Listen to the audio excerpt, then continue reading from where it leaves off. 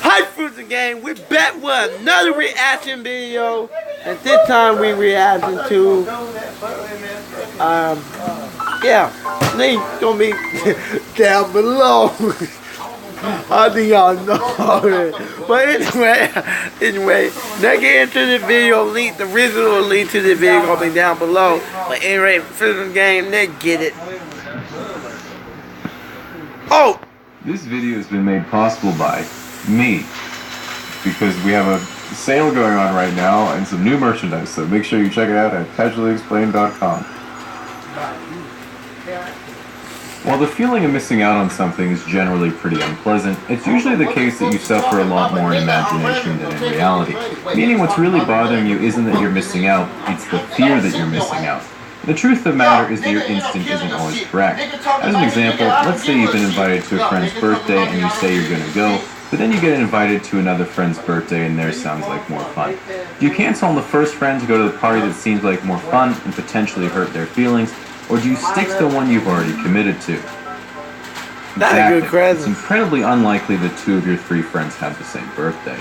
When it comes down to it, I think the most effective way of dealing with the fear of missing out is managing your expectations. And my strategy for making sure I make a good decision is to take what my fear of missing out thinks will happen and contrast it with my much more modest expectations based on past experience, and then I can deduce that reality will be somewhere in between.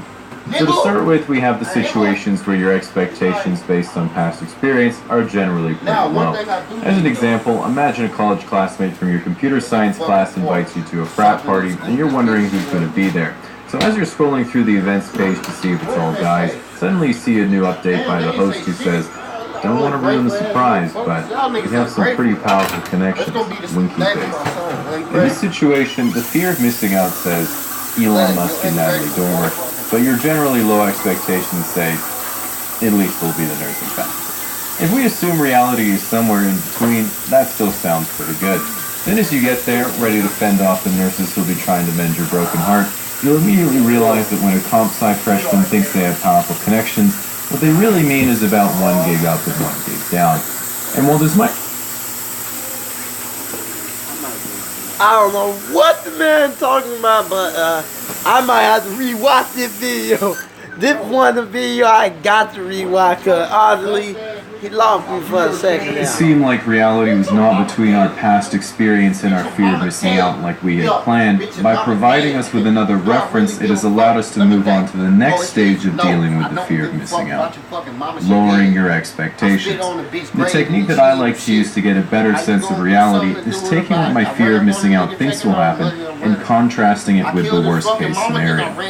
As an example, as a person who goes to the gym a lot but you can't tell, sometimes I look at world-class athletes that I could never be like, such as 4 times world's strongest man Brian Shaw, who's 6'8", 450 pounds, and I feel like I'm missing out.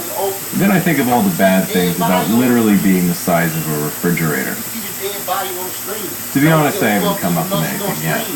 As a better example, sometimes I imagine what would have happened if I hadn't dropped out of school, and I start getting ahead of myself by thinking things like, you probably finish your degree, know how to program, maybe even be doing a post-grad in machine learning or something actually useful.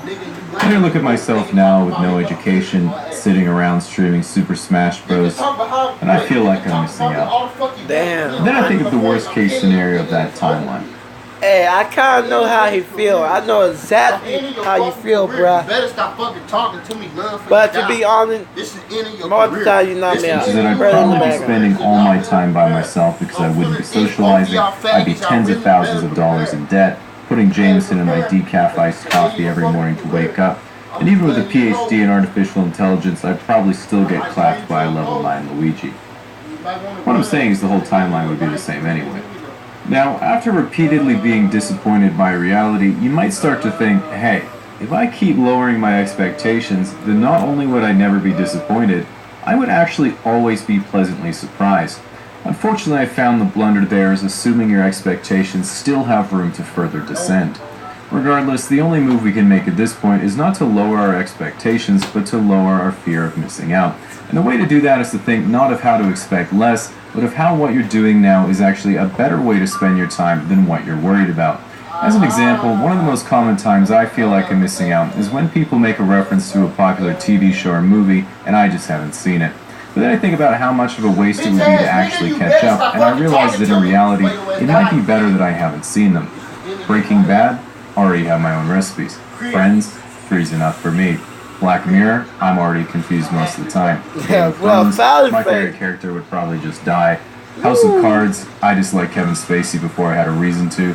The Office? I've been compared to so many characters on there, I don't want to find out what they're like. Whoa! Star Wars? That shit's just gonna happen if we wait long enough. Avengers Endgame?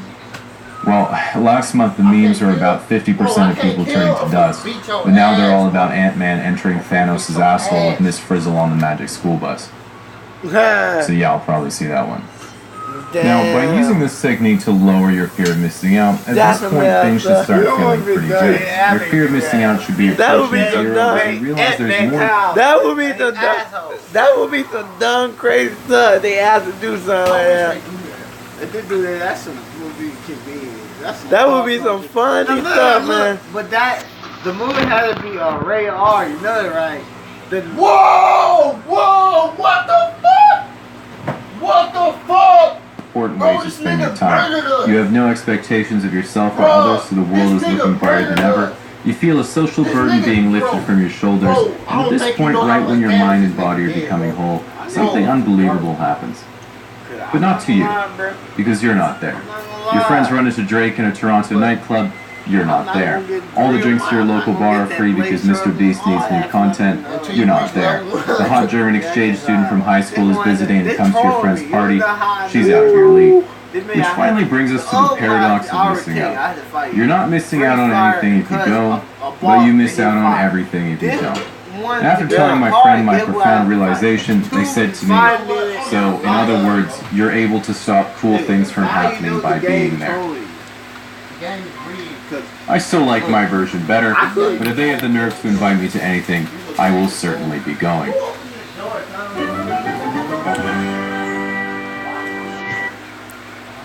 Wow! Like, alright, I see y'all got in the next video. Before you leave, wait. Hit that subscribe button down below. Join the Fruits family. Because the Fruits family is epic. And we coming with new videos.